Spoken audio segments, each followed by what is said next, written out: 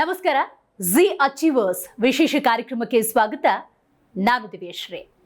ಮಹಿಳೆ ಅಂದ ಸಂದರ್ಭದಲ್ಲಿ ಈ ದಿನಗಳಲ್ಲಿ ಎಲ್ಲ ಕ್ಷೇತ್ರಗಳಲ್ಲೂ ಕೂಡ ತನ್ನ ಛಾಪನ್ನು ಮೂಡಿಸುವುದಕ್ಕೆ ನಿರಂತರ ಪ್ರಯತ್ನವನ್ನ ಖಂಡಿತ ಮಾಡ್ತಾನೆ ಇರ್ತಾರೆ. ಅದರಲ್ಲೂ ಹಲವರು ಇಂಥ ಸಾಧನೆಯನ್ನ ಮಾಡಿ 4 ಜನಕ್ಕೆ ಮಾದರಿಯಾಗಿದ್ದಾರೆ. ಆದರೆ ರಾಜಕೀಯ ಕ್ಷೇತ್ರ ಅಂದ ಸಂದರ್ಭದಲ್ಲಿ ನನ್ನ ಕೈಯಲ್ಲಿ ಆಗಲ್ವೇನೋ ಅಂತ ಹಲವರು ಸುಮ್ಮನಾಗ್ಬಿಡ್ತಾರೆ. ಆದರೆ ಇವತ್ತು ನಾವು ನಿಮಗೆ ಪರಿಚಯ ಮಾಡ್ತಿರುವಂತಹ ವ್ಯಕ್ತಿ ಹಾಗಲ್ಲ.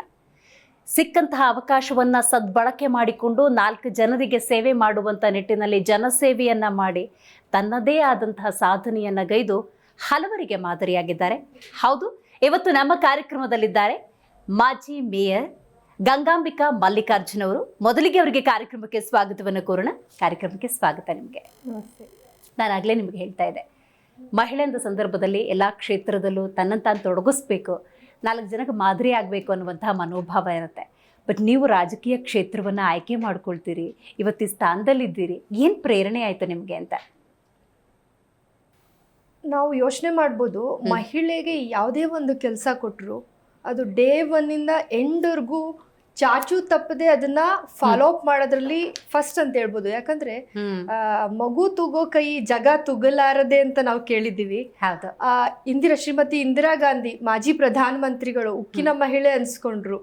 2 ಬಾರಿ ಪ್ರಧಾನ ಮಂತ್ರಿಯಾಗಿ ದೇಶದ ಆಡಳಿತ, ದೇಶದ ಚುಕ್ಕಾಣಿ ಹಿಡಿದು ಯಾವ ಪುರುಷರಿಗೂ ಕಮ್ಮಿ ಇಲ್ಲದೆ ಇರೋ ರೀತಿಲಿ ಆಡಳಿತ ನಡೆಸಿದ್ರು. ಹಾಗಾಗಿ ಹೆಣ್ಣಿಗೆ ಎಲ್ಲಾ ತರ ಅಂದ್ರೆ ಎಲ್ಲೋ ಯೋಚನೆ ಮಾಡ್ಬೇಕಂದ್ರೆ ನಾವು ಒಬ್ಬ ಪುರುಷನಿಗಿಂತ ಸ್ಟ್ರಾಂಗ್ ಆಗಿ ಕೆಲಸ ಮಾಡಬಲ್ಲಳು, ಅವಳು ಯಾವುದೇ ಕ್ಷೇತ್ರ ಆಯ್ಕೆ ಮಾಡ್ಕೊಂಡ್ರು ಅನ್ನೋದು ಸಾಬೀತಾಗಿದೆ. ಹಾಗಾಗಿ ಅವಕಾಶಗಳ ಕೊರತೆಯಿಂದ ಒಂದಷ್ಟು ಜನ ರಾಜಕೀಯ ಕ್ಷೇತ್ರಕ್ಕೆ ಬರಕ್ಕಾಗ್ಲಿಲ್ಲ. ನಾನು ಬಂದಂತ ಸಮಯ ಅಂದ್ರೆ 2010 ರಿಸರ್ವೇಶನ್ ಅಂತ ಏನು ಇಂಪ್ಲಿಮೆಂಟ್ ಆಯ್ತು, ಆ ರಿಸರ್ವೇಶನ್ ಇಂದ ಸುಮಾರು 33% ಮಹಿಳೆಯರು ಬೆಂಗಳೂರು ನಗರದ ಕಾರ್ಪೊರೇಷನ್ಗೆ ಎಂಟ್ರಿ ಆಗೋ ಒಂದು ಅವಕಾಶ ಸಿಕ್ತು. ಆ ಒಂದು 33% ಜನದಲ್ಲಿ ನಾನೂ ಒಬ್ಳು ಅಂತ ಹೇಳೋದಕ್ಕೆ ಖುಷಿ ಆಗುತ್ತೆ. ಬಹುಶಃ ಒಂದು ಬೇಜಾರು ಆಗುತ್ತೆ, ಇದ್ರಲ್ಲಿ ರಿಸರ್ವೇಶನ್ ಬರೋರ್ಗೂ ಮಹಿಳೆಗೆ ಅವಕಾಶನೇ ಸಿಗ್ಲಿಲ್ವಲ್ಲ, ರಿಸರ್ವೇಶನ್ನೇ ಕಾಯ್ಬೇಕಾಗಿತ್ತ ಒಂದು ಮಹಿಳೆ ಒಂದು ರಾಜಕೀಯ ಕ್ಷೇತ್ರಕ್ಕೆ ಬರೋದಕ್ಕೆ ಅನ್ನೋದು ಕೂಡ ಬೇಸರ ಕೂಡ ಇದೆ. ಆದರೆ ಹಲವರಿಗೆ ಈ ರಿಸರ್ವೇಶನ್ ಇದೆ ಅನ್ನುವಂಥ ಮಾಹಿತಿ ಇಲ್ಲ, ಮತ್ತು ಇದ್ರೂ ಕೂಡ ಅದನ್ನ ಸದ್ಬಳಕೆ ಮಾಡ್ಕೊಳ್ಬೇಕು ಅನ್ನುವಂಥ ಜ್ಞಾನದ ಕೊರತೆ ಇದೆ. ಇದ್ರ ಬಗ್ಗೆ ಏನು ಹೇಳ್ತೀರಿ ಅಂತ? ಖಂಡಿತ ನೀವು ಹೇಳೋ ಹಾಗೆ ಎಷ್ಟೋ ಜನಕ್ಕೆ ರಿಸರ್ವೇಶನ್ ಇದೆಯಾ, ಕಾರ್ಪೊರೇಷನ್ ಟರ್ಮ್ ಏನು, ಕಾರ್ಪೊರೇಟ್ ಆಗಬೇಕು ಅಂದರೆ ಎಲೆಕ್ಷನ್ ಯಾವ ರೀತಿ ಪಾರ್ಟಿಸಿಪೇಟ್ ಮಾಡಬೇಕು, ಪ್ರತಿಯೊಂದು ಹಂತದಲ್ಲೂ ಕೆಲವು ಮಹಿಳೆಯರಿಗೆ ಇದರ ಒಂದು ಮಾಹಿತಿ ಕೊರತೆ ಇದ್ದೇ ಇದೆ. ಬಹುಶಃ ಮಾಧ್ಯಮಗಳನ್ನ ವೀಕ್ಷಿಸುವಂತ ಮಹಿಳೆಯರಿರ್ಬೋದು, ಜಗತ್ತಿನಲ್ಲಿ ಆಗು ಹೋಗುಗಳ ಬಗ್ಗೆ ಚರ್ಚೆ ಮಾಡೋರಿಗೆ ಈ ಕೊರತೆ ಇರ್ಲಿಕ್ಕಿರಲ್ಲ. ಯಾಕಂದ್ರೆ ಇವತ್ತಿನ ಮಹಿಳೆಯರು ಬಹಳ ಚುರುಕಾಗಿದ್ದಾರೆ, ಬಹಳ ಬುದ್ಧಿವಂತಿದ್ದಾರೆ. ಇವತ್ತು ಅಂತ ಪರಿಸ್ಥಿತಿ ಕಡಿಮೆ, ಎಲ್ಲೋ ಗ್ರಾಮಗಳಲ್ಲೂ ಇರಲ್ಲ ಅನ್ಕೋತೀನಿ, ತುಂಬಾ ಕಡಿಮೆ ಪರ್ಸೆಂಟೇಜ್ಗೆ ಈ ಮಾಹಿತಿ ಇರಲ್ಲ. ಖಂಡಿತ ಈ ರಿಸರ್ವೇಶನ್ ಅನ್ನೋ ಒಂದು ಇದರಲ್ಲಿ ಮಹಿಳೆಯರಿಗೆ ಅವಕಾಶ ಸಿಕ್ಕಿದಾಗ ಅದನ್ನ ಉಪಯೋಗಿಸ್ಕೊಂಡು ಕೆಲಸ ಮಾಡೋದು ಪ್ರತಿಯೊಬ್ಬ ಮಹಿಳೆಯ ಆದ್ಯ ಕರ್ತವ್ಯ. ಯಾಕಂದ್ರೆ ನಾನು ಈಗಾಗಲೇ ಹೇಳ್ದಾಗೆ, ಒಂದು ಮಹಿಳೆ ಒಂದು ಮನೆ ನಿಭಾಯಿಸ್ತಾಳೆ ಅಂದಮೇಲೆ ಮನೇಲಿ ಮಕ್ಕಳು ನಿಭಾಯಿಸೋದು, ಪ್ರತಿಯೊಂದು ಸಂಬಂಧಗಳು, ಅತ್ತೆ ಮಾವ ಅಣ್ಣ ಅತ್ತಿಗೆ, ಇದೆಲ್ಲ ನೋಡ್ಕೊಂಡು ಎಲ್ಲಾರನ್ನೂ ಸರಿದೂಗಿಸ್ಕೊಂಡು ಹೋಗೋ ಒಂದು ಗೃಹಿಣಿಗೆ ಖಂಡಿತ ಅವಳು ನಿಭಾಯಿಸೋದಕ್ಕೆ ಕಷ್ಟ ಆಗದೇ ಇಲ್ಲ. ಆ ಒಂದು ಶಕ್ತಿ ಅವಳಲ್ಲಿ ಇರುತ್ತೆ. ಅದನ್ನ ಹೊರಗಿನ ಪ್ರಪಂಚಕ್ಕೆ ಅಂದ್ರೆ ನೀನು ಆಯ್ಕೆಯಾಗಿ ಎಲೆಕ್ಟ್ ಆಗಿ ಒಂದು ಎಲೆಕ್ಟೆಡ್ ಬಾಡಿಯಾಗಿ ಒಂದು ಕಾರ್ಪೊರೇಟರ್ ಆಗಿ ನೀನ್ ಬಂದೆ ಅಂದ್ರೆ ಅದನ್ನ ನಿಭಾಯಿಸೋ ಕಷ್ಟ ಖಂಡಿತ ಇರಲ್ಲ. ಆ ಒಂದು ಸುತ್ತಮುತ್ತಲಿನ ವಾತಾವರಣ, ಅವಳ ಆದ್ಯತೆ, ಅವಳು ಮಾಡೋಂತ ಸರ್ಕಲ್ಲು, ಅವಳ ಕೆಲಸ ಕಾಮಗಾರಿಗಳ ಬಗ್ಗೆ ಅವಳಿಗೊಂಚೂರು ಮಾಹಿತಿ ಇದ್ರೆ ಸಾಕು, ಖಂಡಿತ ನಿಭಾಯಿಸ್ತಾಳೆ. ಖಂಡಿತ. ತಂದೆ ಪೊಲೀಸ್ ಡಿಪಾರ್ಟ್ಮೆಂಟ್ ಅಲ್ಲಿ ಇದ್ದಿದ್ದು. ಹೌದು. ಅಂದ್ರೆ ಊರೂರನ್ನ ಸುತ್ತುವಂತ ಒಂದು ಪರಿಪಾಠ, ಹಾಗಾಗಿ ಎಲ್ಲಾ ಜನರ ಜೊತೆ ಬೆರೆತದ್ದು ನಿಮ್ಗೇನಾದ್ರೂ ಸಹಕಾರ ಆಯ್ತಾ ಅಂತ? ಮತ್ತೆ ನಿಮ್ಮ ಬಾಲ್ಯ ಹೆಂಗಿತ್ತು, ಏನ್ ಎಜುಕೇಶನ್ ಮಾಡಿದ್ರಿ? ಖಂಡಿತ ನನ್ನ ತಂದೆ ಪೊಲೀಸ್ ಡಿಪಾರ್ಟ್ಮೆಂಟ್ ಅಲ್ಲಿ ಇದ್ದಿದ್ರಿಂದ ನಾವು ಬಿಡದಿಯಿಂದ ಚನ್ನಪಣ್ಣ ರಾಮನಗರ, ಫೈನಲಿ ನಾವು ವಾಪಸ್ ನಮ್ಮ ನೇಟಿವ್ ಬ್ಯಾಂಗ್ಳೂರ್ಗೆ, ಅಂದ್ರೆ ನಾವು ಹುಟ್ಟಿದಂತ ಬ್ಯಾಂಗ್ಳೂರ್ಗೆ ವಾಪಸ್ ಬಂದೆ ಅಂತ ಹೇಳಿ ಬಯಸ್ತೇನೆ. ಬಾಲ್ಯ ಆಗ ಅಂದ್ರೆ ಸುಮಾರು ಒಂದು 35 ವರ್ಷದ ಹಿಂದಿನ ಮಾತು. ಅವಾಗೆಲ್ಲ ರಾಮನಗರ ತಾಲೂಕಾಗಿತ್ತು, ಚನ್ನಪಟ್ಟಣ ಕೂಡ ಅದೇ ರೀತಿ ಇತ್ತು. ಗ್ರಾಮಾಂತರ ತಾಲೂಕ್ ಮಟ್ಟದಲ್ಲೇ ನಾವು ಬೆಳೆದಿದ್ರಿಂದ ಅವತ್ತಿನ ದಿನ ಏನು ಸರ್ಕಾರಿ ಶಾಲೆ, ಏಡೆಡ್ ಸ್ಕೂಲ್ಗಳು ಜಾಸ್ತಿ ಇತ್ತು, ಕನ್ನಡ ಮಾಧ್ಯಮ ಶಾಲೆ ಜಾಸ್ತಿ ಇತ್ತು. ಒಂದು ಊರಿಗೆ ಆಂಗ್ಲ ಮಾಧ್ಯಮನೇ 1 ಅಥವಾ 2 ಅಷ್ಟೇ ಇದ್ದದ್ದು. ಜೊತೆಗೆ ನಮ್ಮ ತಂದೆ ಪೊಲೀಸ್ ಡಿಪಾರ್ಟ್ಮೆಂಟ್ ಅಲ್ಲಿ ಇದ್ರಿಂದ ಅವ್ರಿಗೆ ಟ್ರಾನ್ಸ್ಫರ್ಗಳು ಹಳ್ಳಿಗಾದ್ರೂ ಆಗ್ಬಹುದು, ಇಂಗ್ಲಿಷ್ ಮಾಧ್ಯಮ ಇಲ್ಲದೆ ಇರತಕ್ಕಂಥ ಊರಿಗೂ ಹೋಗ್ಬಹುದು ನಾವು ಅನ್ನೋ ಸಂದರ್ಭದಲ್ಲಿ ನಾವು ಸರ್ಕಾರಿ ಶಾಲೆಗೆ ನಮ್ಮ ಕನ್ನಡ ಮೀಡಿಯಂಗೆ ಸೇರಿಸಿದ್ದು. ಫೈನಲಿ ನಾನು ಬಿಕಾಮ್ ಫೈನಲ್ ಇಯರ್ನ ಬ್ಯಾಂಗ್ಳೂರು ವಿಜಯನಗರ ಭಾರತೀಯ ಸಂಸ್ಕೃತಿ ವಿದ್ಯಾಪೀಠದಲ್ಲಿ ಮಾಡಿದೆ ಅಂತ ಹೇಳಕ್ ಬಯಸ್ತೀನಿ. ರೈಟ್. ಆಮೇಲೆ ಈಗ ಒಂದು ಎಜುಕೇಶನ್ ಅಂತ ಆದಮೇಲೆ ಏನೋ ಕೆಲಸ ಮಾಡಬೇಕು, ಎಲ್ಲೋ ಉದ್ಯೋಗ ತಗೋಬೇಕು, ಅಥವಾ ನಂದೇ ಒಂದು ಉದ್ದಿಮೆ ಸ್ಟಾರ್ಟ್ ಮಾಡಬೇಕು, ಈ ಥರದ ಮನೋಭಾವಗಳಿರುತ್ತೆ. ಬಟ್ ಎಲ್ಲಿ ಅದು ಟ್ವಿಸ್ಟ್ ಆಗಿದ್ದು? ಬಿಕಾಮ್ ಫೈನಲ್ ಇಯರ್ ಆಯಿತು, ನೆಕ್ಸ್ಟ್ ಹೈಯರ್ ಎಜುಕೇಷನ್ ಮಾಡೋ ಆಸೆ ಇತ್ತು. ಅವತ್ತಿನ ಸಂದರ್ಭದಲ್ಲಿ ಬಹುಶಃ ಇನ್ನೂ ಹೈಯರ್ ಎಜುಕೇಷನ್ ಮುಂದೋದ್ರೆ ಆಕ್ಚುಲಿ ಮನೆಗಳಲ್ಲಿ ಅಂದ್ರೆ ಸಂಪ್ರದಾಯಸ್ಥ ಮನೆಗಳಲ್ಲಿ ಬರೋದು ಒಂದೇ ಮಾತು, ಅಯ್ಯೋ ಇನ್ನೂ ಜಾಸ್ತಿ ಓದಿದ್ರೆ ಅವಳಿಗಿಂತ ಹೆಚ್ಚಿಗೆ ಓದಿರೋ ಹುಡುಗಿ ಮದುವೆ ಮಾಡ್ಬೇಕು, ಬಹುಶಃ ತಾಪತ್ರೆ ಆಗುತ್ತೋ ಏನೋ, ಸಾಕು ಅವತ್ತಿನ ಮಟ್ಟಕ್ಕೆ ಒಂದು ಗ್ರಾಜುಯೇಟ್ ಆದ್ರೆ ಸಾಕಮ್ಮ, ಸದ್ಯಕ್ಕೆ ನೀ ಏನು ಮುಂದುವರ್ಸೋದ್ ಬೇಡ, ಸಾಕು ಇಲ್ಲಿಗೆ ಸ್ಟಾಪ್ ಮಾಡು ಅನ್ನೋದೊಂದು ಮಾತು ಬಂತು ಮನೆಯಲ್ಲಿ. ಅವತ್ತಿನ ದಿನ ಇವತ್ತಿನ ಮಕ್ಕಳು ಅಂದ್ರೆ ಇವತ್ತಿನ ಇರೋ ಮೆಂಟಾಲಿಟಿ ಅಂದ್ರೆ ಮಕ್ಕಳ ಮೆಂಟಾಲಿಟಿ ಪ್ರಕಾರ ಇಲ್ಲ ನಾನು ಓದ್ತೀನಿ ಅನ್ನೋ ಹಠ ಇರ್ತಿತ್ತು, ಇಲ್ಲ ನಾನು ಮಾಡ್ತೀನಿ, ನಾನು ಏನೋ ಸಾಧಿಸ್ಬೇಕು ಅನ್ನೋ ಒಂದು ಛಲದಲ್ಲಿ ಮಕ್ಕಳು ಡಿಸಿಷನ್ ತಗೊಳ್ತಿದ್ರು. ನಾವು ಬೆಳೆದು ಬಂದಂತ ವಾತಾವರಣ, ನಮ್ಮ ಮನೆ ವಾತಾವರಣ ಹೇಗಿತ್ತು, ದೊಡ್ಡವ್ರು ಏನ್ ಹೇಳ್ತಾರೆ ಫೈನಲ್ ಅದೇ ಮಾತು ಫೈನಲ್. ಹೌದು, ಆಯ್ತು ಹೇಳಿದ್ದಾರೆ, ಅಪ್ಪ ಹೇಳಿದ್ದಾರೆ, ಅಮ್ಮ ಹೇಳಿದ್ದಾರೆ, ಬಹುಶಃ ಅವರು ಯೋಚನೆ ಮಾಡಿ ಹೇಳಿರ್ತಾರೆ, ಆಯ್ತು ಸಾಕು. ನೆಕ್ಸ್ಟ್ ಏನು, ಯಾವ್ದಾದ್ರು ಉದ್ಯೋಗ ಅಂದ್ರೆ ಅವತ್ತಂತನ ಗೌರ್ಮೆಂಟ್ ಎಂಪ್ಲಾಯಿ ಆಗೋದು ಬಹಳ ಕಷ್ಟ, ಸಿಗ್ತಿರ್ಲಿಲ್ಲ ಕೆಲಸಗಳು ಕೂಡ. ಅಪ್ಲೈ ಅಂತೂ ಏನು ಮಾಡಿದ್ದೆ ನಾನು, ಸಿಗ್ಲಿಲ್ಲ ನನಗೆ ಸದ್ಯ. ಅಂದ್ರೆ ಅದಕ್ಕೆ ತುಂಬಾ ಟೈಮ್ ತಗೊಳ್ತಿತ್ತು, ಒಂದೇ ಬಾರಿ ಏನು ಸಿಗ್ತಿರ್ಲಿಲ್ಲ. ಐ ಮೀನ್ ನಾವು ಏನು ಕೆಲಸ ಗೌರ್ಮೆಂಟ್ ಕೆಲಸಕ್ಕೆ ಒಂದೇನೋ ಒಂದು ಪ್ರೊಸೀಜರ್ ಇತ್ತು, ಅದು ಆಕ್ಚುಲಿ ನಾನು ಮರ್ತೆ. ನಾನು ಅದಕ್ಕೆಲ್ಲ ಲೆಟ್ರ್ ಐ ಮೀನ್ ಏನೇನು ಪ್ರೊಸೀಜರ್ ಇದೆ ಅದನ್ನ ಫಾಲೋ ಅಪ್ ಮಾಡಿದ್ದೆ. ಜೊತೆಗೆ ಪ್ರೈವೇಟ್ ಅಲ್ಲಿ ಕೆಲಸ ಖಂಡಿತ ನಾನು ಟ್ರೈ ಮಾಡಿದೆ. ಅಷ್ಟೊತ್ತಿಗೆ ಮದುವೆ ಪ್ರಪೋಸಲ್ ಬಂತು, ಆ ಕಾರಣಕ್ಕೆ ಅದು ಸ್ಕಿಪ್ ಆಯ್ತು, ಎಲ್ಲೂ ನಾನು ವರ್ಕ್ ಮಾಡಲೇ ಇಲ್ಲ. ಫೈನಲಿ 2002 ನಲ್ಲಿ ನಂದು ಮದುವೆ ಆಯ್ತು. ರೈಟ್. ರಾಜಕೀಯಕ್ಕೆ ಎಂಟ್ರಿ ಹೇಗೆ? ರಾಜಕೀಯಕ್ಕೆ ಹೇಗೆ ಅಂದರೆ, ನನ್ನ ಹಸ್ಬೆಂಡ್ ಮಲ್ಲಿಕಾರ್ಜುನ್ ಅವರು ಸೋಷಿಯಲ್ ವರ್ಕ್ ಮಾಡ್ತಾ ಇದ್ರು ಅವತ್ತಿನ ದಿನದಲ್ಲೆಲ್ಲ ಸುತ್ತ. ಅಂದರೆ ಅವ್ರ ಏರಿಯಾ ಸರೌಂಡಿಂಗ್ ಎಲ್ಲ ಜಯನಗರ, ಚಿಕ್ಕಪೇಟೆ ಕ್ಷೇತ್ರಕ್ಕೆ ಸಂಬಂಧಪಟ್ಟಾಗೆ ಸೋಷಿಯಲ್ ವರ್ಕರ್ ಆಗಿ ಗುರುತಿಸ್ಕೊಂಡಿದ್ದು, ಸಮಾಜ ಸೇವಕ ಅಂತಾನೆ ಕರಿತಾ ಇದ್ರು ಅವರು. 2010 ನಲ್ಲಿ ರಿಸರ್ವೇಶನ್ ಅಂತ ಬಂತು. ಆಗ ನಾವು ತಗೊಂಡಿದ್ದಂತ ಡಿಸಿಷನ್ ಅಲ್ಲ, ನಮ್ಮ ಸುತ್ತಮುತ್ತ ಇರ್ತಕ್ಕಂತ ಜನಗಳು ಇಷ್ಟೆಲ್ಲ ಕೆಲಸ ಮಾಡ್ತೀರಾ ವಿತೌಟ್ ನಿಮಗ್ ಪವರ್, ಈಗ ರಿಸರ್ವೇಶನ್ ಬಂದಿದೆ, ಮತ್ತೆ ನಾವಿದ್ದಂತ ಏರಿಯಾ ಮಹಿಳಾ ಮೀಸಲಾತಿನೇ ಇತ್ತು, ಯಾಕೆ ನಿಮ್ಮ ಮನೆಯವ್ರನ್ನ ಅಂದ್ರೆ ಗಂಗಾಂಬಿಕೆ ಅವ್ರನ್ನ ಯಾಕೆ ನೀವು ಈ ಬಾರಿ ಎಲೆಕ್ಷನ್ ಕಂಟೆಸ್ಟ್ ಮಾಡಿಸ್ಬಾರ್ದು, ಕಾರ್ಪೊರೇಷನ್ ಎಲೆಕ್ಷನ್ಗೆ ಅಧಿಕಾರ ಇಲ್ದೇನೆ ಇಷ್ಟು ಕೆಲಸ ಮಾಡ್ತೀರಾ, ಅಧಿಕಾರದ ಒಟ್ಟಿಗೆ ಇನ್ನೂ ಸರ್ವಿಸ್ ಕೊಡ್ಬೋದು ಜನಕ್ಕೆ ನೀವು, ನಿಮ್ಮಂತ ಒಂದು ಸಮಾಜ ಸೇವಕರ ಅಗತ್ಯ ನಿಜವಾಗ್ಲೂ ಸೊಸೈಟಿಗಿದೆ ಅಂತ ಜನರ ಬೇಡಿಕೆನೆ ಜಾಸ್ತಿ ಇತ್ತು. ಆ ಸಂದರ್ಭದಲ್ಲಿ ರಾಮಲಿಂಗಾರೆಡ್ಡಿ ಸಾಹೇಬ್ರ ಜೊತೆ ಗುರುತಿಸ್ಕೊಂಡಿದ್ರಂತ ಮಲ್ಲಿಕಾರ್ಜುನ್ ಅವರು, ರಾಮಲಿಂಗಾರೆಡ್ಡಿ ಸಾಹೇಬ್ರು ಕೂಡ ಅದೇ ಹೇಳಿದ್ರು, ಹೌದು ಯಾಕೆ ನಿಮ್ಮ ಮನೆಯವ್ರನ್ನ ಕಂಟೆಸ್ಟ್ ಅಂದ್ರೆ ಎಲೆಕ್ಷನ್ಗೆ ಚುನಾವಣೆಗೆ ನಿಲ್ಲಿಸಬಾರ್ದು ಅನ್ನೋ ಒಂದು ರಾಮಲಿಂಗಾರೆಡ್ಡಿ ಸರ್ ಕಡೆಯಿಂದನೂ ನಮಗ್ ಸಪೋರ್ಟ್ ಸಿಕ್ಕಿದ್ರಿಂದ ಆವಾಗ ನಾನು ರಾಜಕೀಯಕ್ಕೆ ಪ್ರವೇಶ ಮಾಡೋ ಒಂದು ಅವಕಾಶ ಬಂತು. ಇದು ನಾನು ರಾಜಕೀಯಕ್ಕೆ ಬರಬೇಕು, ರಾಜಕೀಯದಲ್ಲಿ ಯಾವುದೋ ಒಂದು ಪವರ್ ತಗೋಬೇಕು ಅನ್ನೋ ಯಾವ ಇಂಟೆನ್ಷನ್ ಇರಲಿಲ್ಲ, ಯಾವತ್ತೂ ಕೂಡ ಅನ್ಕೊಂಡು ಇರಲಿಲ್ಲ. ರೈಟ್. ಜನಸೇವೆ ಮಾಡೋದಿದೆಯಲ್ಲ, ಆ ಜನಸೇವೆಯ ಮನೋಭಾವ ಹೆಂಗೆ ಅಂತ. ಈಗ ತಂದೆ ಪೊಲೀಸ್ ಡಿಪಾರ್ಟ್ಮೆಂಟಲ್ಲಿ ಇದ್ದಿದ್ರಿಂದಾಗಿ ಸರ್ವಿಸ್ ಅನ್ನೋದು ಅವ್ರ ಭಾವನೆ ಒಳಗೆ ಡೆಫಿನೆಟ್ಲಿ ಇರುತ್ತೆ. ಆ ವಾತಾವರಣ ನಿಮ್ಗೇನಾದರೂ ಪೂರಕವಾಗಿ ಕೆಲಸ ಮಾಡ್ತಾ, ಮತ್ತು ನಿಮ್ಮ ಪತಿ ಅಂದ ಸಂದರ್ಭದಲ್ಲೂ ಅವರು ಸೋಷಿಯಲ್ ವರ್ಕನ್ನೇ ಮಾಡ್ತಾ ಇದ್ದಿದ್ರಿಂದಾಗಿ ಅವೆರಡೂ ನಿಮಗೆ ಸಹಕಾರಿಯಾಗಿ ನೀವು ಕೂಡ ಸೇವೆಯಲ್ಲಿ ನಿರತರಾಗೋ ಹಾಗೆ ಮಾಡ್ತಾ ಹೇಗೆ? 100%. ಯಾಕಂದ್ರೆ ಅಪ್ಪ ಅವ್ರದ್ದು ಪೊಲೀಸ್ ಡಿಪಾರ್ಟ್ಮೆಂಟ್ ಅಲ್ಲಿ ಯಾವ್ಯಾವ ರೀತಿ ಕಂಪ್ಲೇಂಟ್ ಬರ್ತಿತ್ತು, ಜನಗಳು ಯಾವ್ಯಾವ ರೀತಿ ಸಫರ್ ಆಗ್ತಿದ್ರು, ಜೊತೆಗೆ ನನ್ನ ಹಸ್ಬೆಂಡ್ ಸೋಷಿಯಲ್ ಸರ್ವಿಸ್ ಇದೆಲ್ಲದನ್ನು ನಾನು ನೋಡ್ತಿದ್ದೆ, ಹತ್ತಿರದಿಂದ ತುಂಬಾ ನೋಡ್ತಿದ್ದೆ. ನನ್ನ ಹಸ್ಬೆಂಡ್ ಜೊತೆ ಕೆಲವೊಂದೆರಡು ಪ್ರೋಗ್ರಾಮ್ಗಳು ಕೂಡ ಅಟೆಂಡ್ ಮಾಡ್ತಾ ಇದ್ದೆ. ಹಾಗಾಗಿ ಜನರ ಬೇಕು ಬೇಡ ಒಂದು ಪವರ್ ಇಟ್ಕೊಂಡು ಏನ್ ಕೆಲಸ ಮಾಡಬಹುದು, ಜನಗಳಿಗೆ ಯಾವ ರೀತಿ ನಾವು ಸರ್ಕಾರದಿಂದ ಇರ್ಬೋದು, ಆ ಒಂದು ಭಾಗದ ಕಾರ್ಪೊರೇಷನ್ ಮಟ್ಟದಿಂದ ಇರ್ಬೋದು, ಯಾವೆಲ್ಲ ಸೌಲಭ್ಯಗಳಿವೆ ಅವನ್ನೆಲ್ಲ ಹೇಗೆ ತಲುಪಿಸ್ಬೋದು, ಇದೆಲ್ಲ ಎಲ್ಲೋ ಒಂದ್ ಕಡೆ ತುಂಬಾ ಹತ್ರದಲ್ಲಿ ನನಗೆ ಗೊತ್ತಾಗಿದ್ರಿಂದ ನಾನು ಕಾರ್ಪೊರೇಟರ್ ಆದ್ಮೇಲೆ ನನ್ಗೆ ಇದೆಲ್ಲ ಕಷ್ಟ ನಿಭಾಯಿಸೋದು ಅಂತ ಅನಿಸ್ಲಿಲ್ಲ. ಓಕೆ, ಕಾರ್ಪೊರೇಟರ್ ಆದ ಸಂದರ್ಭದ ನಿಮ್ಮ ಸವಾಲುಗಳು ಮತ್ತು ಖುಷಿಯ ಸಮಯ ಯಾವುದು? ಫಸ್ಟ್ ಕಾರ್ಪೊರೇಟರ್ ಆದಾಗ ಹಾಗೆಲ್ಲ ಮಾಧ್ಯಮಗಳು ಆ ಥರ ತುಂಬ ಚಾನಲ್ಸ್ ಇರಲಿಲ್ಲ. ಹೌದು, ಇರೋ ಕೆಲವು ಚಾನಲ್ಗಳೇ ಒಂದು ನ್ಯೂಸ್ ಅಂದರೆ ಪತ್ನಿ ಕಾರ್ಪೊರೇಟರ್, ಪತ್ನಿ ಪರವಾಗಿ ಪತಿ ಕೆಲಸ ಮಾಡ್ತಿದ್ದಾರೆ ಅನ್ನೋದು ತುಂಬಾ ಸುದ್ದಿಲ್ ಬರ್ತಿತ್ತು. ಯಾಕೆ ಆ ಸಮಯದಲ್ಲಿ ನಾನು ಕೂಡ ಲೇಡಿ ಕಾರ್ಪೊರೇಟರ್ ಆಗಿದ್ರಿಂದ ನನ್ನ ಹಸ್ಬೆಂಡ್ ಎಲ್ಲೂ ಇಂಟರ್ಫಿಯರ್ ಆಗ್ತಾ ಇರ್ಲಿಲ್ಲ.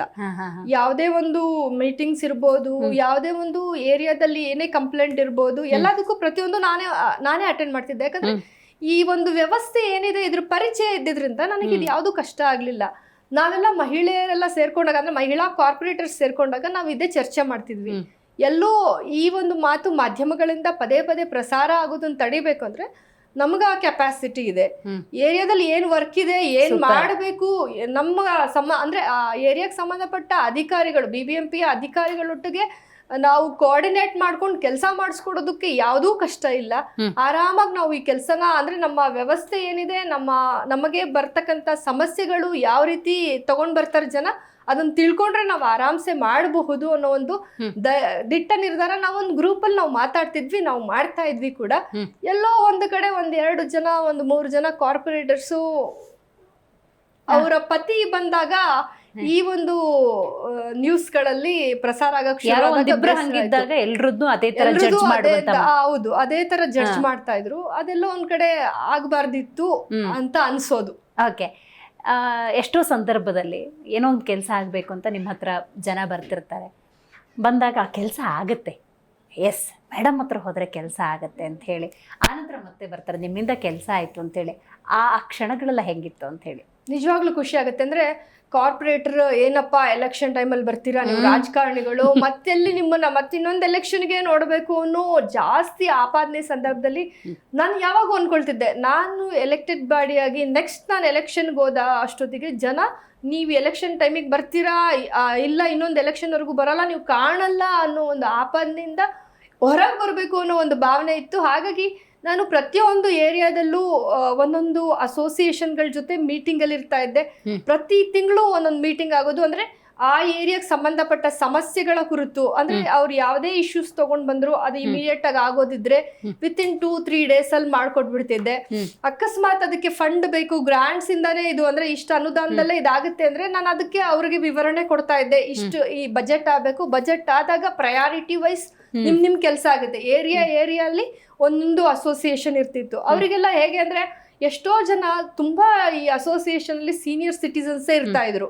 ಅವ್ರು ಈಗೂ ಕೂಡ ನಮ್ಮ ಮನೆ ಮಗಳಿದ್ದಂಗಮ್ಮ ಅನ್ನೋ ಒಂದು ಮಾತು ಕೂಡ ಕೇಳ್ತೀನಿ. ಅವ್ರಿಗೆ ಹೇಳ್ತಿದ್ದೆ, ನಿಮ್ ಮನೆ ಮಗಳಂತೀರಾ, ಏನೇ ಸಮಸ್ಯೆ ಇದ್ರು ಜಸ್ಟ್ ಒಂದ್ ಕಾಲ್ ಮಾಡಿ ಸಾಕು, ನಿಮ್ಮ ಪ್ರಾಬ್ಲಮ್ ಕ್ಲಿಯರ್ ಅಂದ್ರೆ ಸೊಲ್ಯೂಷನ್ ಸಿಕ್ಕ ತಕ್ಷಣ ಇಮಿಡಿಯೇಟ್ ಆಗಿ ನಾನೇ ಕಾಲ್ ಮಾಡ್ತೀನಿ. ಇನ್ ಕೇಸ್ ಅದು ಸರಿ ಹೋಯ್ತು ಅಂದ್ರೆ ನೀವು ವಾಪಸ್ ನನಗೆ ಕಾಲ್ ಮಾಡಬಹುದು ಅಂದಾಗ ಅವ್ರು ಖುಷಿಯಾಗಿ ಕಂಪ್ಲೇಂಟು ಹೇಳೋರು, ಕೆಲಸ ಆದ ತಕ್ಷಣ ಫೋನು ಮಾಡೋರು. ನನ್ಗೇನಾಗ್ತಿತ್ತು, ನಂದೇ ಯಾವ್ದೋ ಒಂದು ಸ್ವತಃ ನನ್ನ ಪರ್ಸನಲ್ ಕೆಲಸ ಆಯ್ತಪ್ಪ ಅನ್ನೋಷ್ಟು ಸಮಾಧಾನ ಆಗೋದು. ಯಾಕಂದ್ರೆ ಜನಗಳಿಗೆ ರಾಜಕಾರಣಿಗಳು ಅಂದ್ರೆ ಆಶ್ವಾಸನೆ ಕೊಡೋದು ಮತ್ ಮಾಡಲ್ಲ. ರಾಜಕಾರಣಿಗಳಂದ್ರೆ ಬರೀ ಆಶ್ವಾಸನೆಗೆ ಮೀಸಲಂತ ತಿಳ್ಕೊಂಡ್ಬಿಡ್ತಾರೆ. ನನ್ಗೆ ಆ ಹೆಸರು ತಗೊಳ್ಳೋ ಇದಿರ್ಲಿಲ್ಲ. ಯಾಕಂದ್ರೆ ರಾಜಕಾರಣಿ ಅಂದ್ರೆ ಒಂದು ಬೇರೆನೆ ಚಿತ್ರಣ ನನ್ನ ತಲೆಯಲ್ಲಿ ಇದ್ದಿದ್ರಿಂದ ನನಗೆ ಕೆಲಸ ಆಗ್ಬೇಕಷ್ಟೇ. ಅವ್ರ ಕಂಪ್ಲೇಂಟ್ ಒಂದಾದ್ರೆ ಕೆಲಸ ಮುಗಿಯೋದು ನನಗೆ ಬಹಳ ಖುಷಿ ತರೋದು. ಯಾಕಂದ್ರೆ ಅವ್ರಿಗೆ ಹೌದಪ್ಪ ಇವ್ರ ಹತ್ರ ಹೋದ್ರೆ ಒಂದ್ ಕಂಪ್ಲೇಂಟ್ ಹೋದ್ರೆ ಅವರು ಇಮಿಡಿಯೇಟ್ ಆಗಿ ಅಷ್ಟು ದಿನ ಆಗುತ್ತೆ, ನಾನು ಅವ್ರಿಗೆ ಆಶ್ವಾಸನೆ ಕೊಡ್ತಿರ್ಲಿಲ್ಲ. ಈ ಕೆಲಸ ಇಷ್ಟು ದಿನದಲ್ಲೇ ಆಗುತ್ತೆ, ಇಷ್ಟು ದಿನದಲ್ಲಿ ಆಗಿಲ್ಲ ಅಂದ್ರೆ ನೀವು ವಾಪಸ್ ನನಗೆ ಕಾಲ್ ಮಾಡ್ಬೋದು, ಆ ರೀತಿ ಹೇಳ್ತಿದ್ದೆ ಅವ್ರಿಗೆ. ಹಾಗೆ ಕೆಲಸ ಆಗ್ತಿತ್ತು. ವಿತಿನ್ ಅವ್ರಿಗೆ ಏನ್ ಟೈಮ್ ಬಾಂಡ್ ಕೊಡ್ತಿದ್ನೋ ಆ ಟೈಮ್ ಬಾಂಡ್ ಒಳಗಡೆ ಕೆಲಸ ಆಗೋದು. ಹಾಗಾಗಿ ಜನರಿಗೆ ನನ್ ಮೇಲೆ ಒಂದು ವಿಶ್ವಾಸ ಬಂತು. ಹಾಗಾಗಿ ಎಲ್ರು ನಮ್ಮ ಮನೆ ಮಗಳಿದ್ದಂಗಮ್ಮ ನೀ ಬಂದ್ರೆ ಕೆಲಸ, ಮತ್ತೆ ನೀ ಎಲೆಕ್ಟ್ ಆಗಿ ಬಂದ್ರೆ ನಮ್ಗೆ ಏನೇ ಸಮಸ್ಯೆ ಬಂದ್ರು ಬಗೆಹರಿಯುತ್ತೆ ಅನ್ನೋ ಒಂದು ವಿಶ್ವಾಸ ನಮ್ಗಿದೆ ಅನ್ನೋ ಒಂದು ಭಾವನೆ ಕೂಡ ವ್ಯಕ್ತಪಡಿಸ್ತಾ ಇದ್ರು. ಅದು ಖುಷಿ ತರೋ ವಿಷಯ. ಕಾರ್ಪೊರೇಟರ್ ಆಗಿದ್ದ ಅವಧಿಯಲ್ಲಿ ಒಂದಷ್ಟು ಸವಾಲುಗಳು ಡೆಫಿನೆಟ್ಲಿ ಇರುತ್ತೆ, ಎಲ್ಲ ಹಲವಾರು ಕೆಲಸಗಳನ್ನು ನೀವು ಮಾಡಿದ್ರಿ. ಬಟ್ ಮೇಯರ್ ಆಗುವಂಥ ಅವಕಾಶ ಒಂದು ಸುವರ್ಣಾವಕಾಶ ಅಂತಲೇ ಕರಿಬೋದು. ಆ್ಯಂಡ್ ಅದೊಂದು ದೊಡ್ಡ ಸ್ಥಾನ, ದೊಡ್ಡ ಜವಾಬ್ದಾರಿ. ಇದನ್ನು ಹೇಗೆ ನಿಭಾಯಿಸಿದ್ರಿ? ಆ ಪ್ರಕ್ರಿಯೆಗಳು ಹೆಂಗಿತ್ತು ಸ್ವಲ್ಪ ತಿಳಿಸ್ಕೊಡ್ಬೋದಾ? ಹೌದು, ಮೇಯರ್ ಅನ್ನೋದು ಒಂದು ದೊಡ್ಡ ಜವಾಬ್ದಾರಿ ಕೆಲಸ. ಒಂದು ಜವಾಬ್ದಾರಿ ಅಂದರೆ ಅದೊಂದು ಏನು ತುಂಬ ಡಿಫಿಕಲ್ಟ್ ಅಂತಲೇ ಹೇಳ್ಬೋದು. ಅದನ್ನು ಸುಮ್ಮನೆ ಅಧಿಕಾರ ಅನ್ನೋದನ್ನ ಸುಮ್ಮನೆ ಇಟ್ಕೊಂಡು ಕೂತ್ಕೊಳ್ಳೋದಲ್ಲ. ಆ ಜವಾಬ್ದಾರಿಯನ್ನು ಹೊರೆ ಕಟ್ಟಿನ ಸರಿಯಾಗಿ ಒತ್ತು ಗುರಿ ಮುಟ್ಟಿದಾಗ ಮಾತ್ರನೇ ಆ ಜವಾಬ್ದಾರಿಗೆ ಒಂದು ನ್ಯಾಯ ದೊರಕಿಸ್ಕೊಟ್ಟ ಒಂದು ಏನು ಖುಷಿ ಇರುತ್ತೆ. ಹಾಗಾಗಿ ಮೇಯರ್ ಅಂದಾಗ ನನಗೆ ನಿಜವಾಗ್ಲೂ ಸ್ವಲ್ಪ ಗಾಬರಿ ಆಯ್ತು. ಮೇಯರ್ ಆದ್ರೆ ಕೆಲಸಗಳು ಮಾಡ್ಬೋದು ಅನ್ನೋ ಒಂದು ವಿಶ್ವಾಸ ಇತ್ತು, ಜನಗಳಿಗೆ ತಲುಪ್ಬೋದು, ಅವರಿಗೆ ಏನು ಏನೇ ಕೆಲಸ ಏನೇ ಸಮಸ್ಯೆಗಳಿದ್ರು BBMPಗೆ ಸಂಬಂಧಪಟ್ಟದ್ದು ಬಗೆಹರಿಸ್ಕೊಡೋ ಒಂದು ವ್ಯವಸ್ಥೆಯಲ್ಲಿ ಒಂದು ಮುಖ್ಯ ಪೋಸ್ಟ್ ಅನ್ನೋದು ಖುಷಿ ಇತ್ತು. ಆದರೆ ಆ ಜವಾಬ್ದಾರಿನ ನಾನು ಹೊತ್ತು ಅದನ್ನು ನಿಭಾಯಿಸ್ತೀನ ಅನ್ನೋದು ಇಮಿಡಿಯೇಟ್ ಆಗಿ ಮೇಯರ್ ಆದ ತಕ್ಷಣನೇ ಬಂದಂಥ ಪ್ರಶ್ನೆ ಇದು ನನಗೆ. 1 ವರ್ಷ ನಂದಲ್ಲ, ನನ್ನ ಟೈಮ್ ಅಲ್ಲ. ನಾನು ಯಾವಾಗೂ ಯೋಚನೆ ಮಾಡ್ತೀನಿ, ಕೊಟ್ಟ ಕುದುರೆನ ಏರಕ್ಕಾಗದೇ ಇರೋನು ವೀರನೂ ಅಲ್ಲ, ಶೂರನೂ ಅಲ್ಲ. ಈ ಮಾತು ಯಾವಾಗೂ ನನಗೆ ರಿಪೀಟ್ ಆಗ್ತಾನೆ ಇರೋದು ಈ ಒಂದಿದು. ಹಾಗಾಗಿ 1 ವರ್ಷ ನಂದು ಅಂತ ಕೂತ್ರೆ ನಾನು ಯಾರೋ ಬಂದ್ರಪ್ಪ ಮೇಯರ್ ಆಗಿದ್ರಪ್ಪ ಹೋದ್ರಪ್ಪ, ಏನು ಆಗಿಲ್ಲ ಅವರಿಂದ ಕೆಲಸ ಅನಿಸ್ಕೋಬಾರ್ದು. ಅದು ಅವಧಿ ಕಡಿಮೆ ಇದ್ದದ್ರಿಂದ 1 ವರ್ಷದಲ್ಲಿ ನನ್ನ ಕೈಲಿ ಏನಾಗುತ್ತೋ ನನ್ನ ಶಕ್ತಿ ಮೀರಿ ಕೆಲಸ ಮಾಡಬೇಕು ಅನ್ನೋದು ಅವತ್ತೇ ನಾನು ನಿರ್ಧಾರ ಮಾಡ್ಕೊಂಡೆ. ಹಾಗಾಗಿ 1 ವರ್ಷ ನಾನು ಮನೆಗೂ ಟೈಮ್ ಕೊಡ್ಲಿಲ್ಲ. 1 ವರ್ಷ ಪೂರ್ತಿ ನಾನು ಜನಗಳ ಜೊತೆನೆ ಇದ್ದೆ. ಆ ತೃಪ್ತಿ ನನಗಿದೆ. ಎಲ್ಲೇ ಫೋನ್ ಬರ್ಲಿ, ಏನೇ ಸಮಸ್ಯೆ ಇರ್ಲಿ, ಆನ್ ಸ್ಪಾಟ್ ಹೋಗ್ತಿದ್ದೆ ನಾನು. ಜೊತೆಗೆ ಮಾಧ್ಯಮದವರು ಕೂಡ ನನ್ನ ಜೊತೆ ಇರ್ತಿದ್ರು. ನಾವು ಸಾಧಾರಣವಾಗಿ ಹೇಳ್ತೀವಿ ಮಾಧ್ಯಮ ಮಿತ್ರರೇ ಅಂತ ಭಾಷಣದಲ್ಲಿ ಬಳಸ್ತೀವಿ. ಆದ್ರೆ ನನ್ನ ಅವಧಿಲಿ ಮಾಧ್ಯಮದವರೆಲ್ಲ ಮಿತ್ರರ ತರಾನೇ ನನಗೆ ಸಪೋರ್ಟಿವ್ ಆಗಿ ನಿಂತರು. ಯಾಕಂದ್ರೆ ಎಲ್ಲೇ ಸಮಸ್ಯೆ ಇದ್ರು ನಮ್ಮ ಕಣ್ಣಿಗೆ ಕೆಲವು ಬಿದ್ರೆ ಸಾರ್ವಜನಿಕರ ಕಣ್ಣಿಗೆ ಸ್ವಲ್ಪ ಬೀಳುತ್ತೆ, ಮಾಧ್ಯಮದವ್ರಿಗಂತೂ ಜಾಸ್ತಿನೇ ಇರುತ್ತೆ. ನೀವು ಏನೇ ಸಮಸ್ಯೆ ಇದ್ರು ಸ್ಪಾಟಿಗೆ ಬಂದು ನಾನು ಕ್ಲಿಯರ್ ಮಾಡಿಸ್ಕೊಡೋ ಜವಾಬ್ದಾರಿ ನಂದು. ನೀವು ನನ್ನನ್ನ ಯಾವಾಗ ಬೇಕಾದ್ರೂ ಎನಿ ಟೈಮ್ ಕರೀರಿ ಅಂತ ಹೇಳಿದ್ದೆ. ಹಾಗಾಗಿ ಅದೇ ರೀತಿ ಸಪೋರ್ಟಿವ್ ಆಗಿ ಮಾಧ್ಯಮದವರು ನನ್ನ ಜೊತೆ ನಿಂತರು.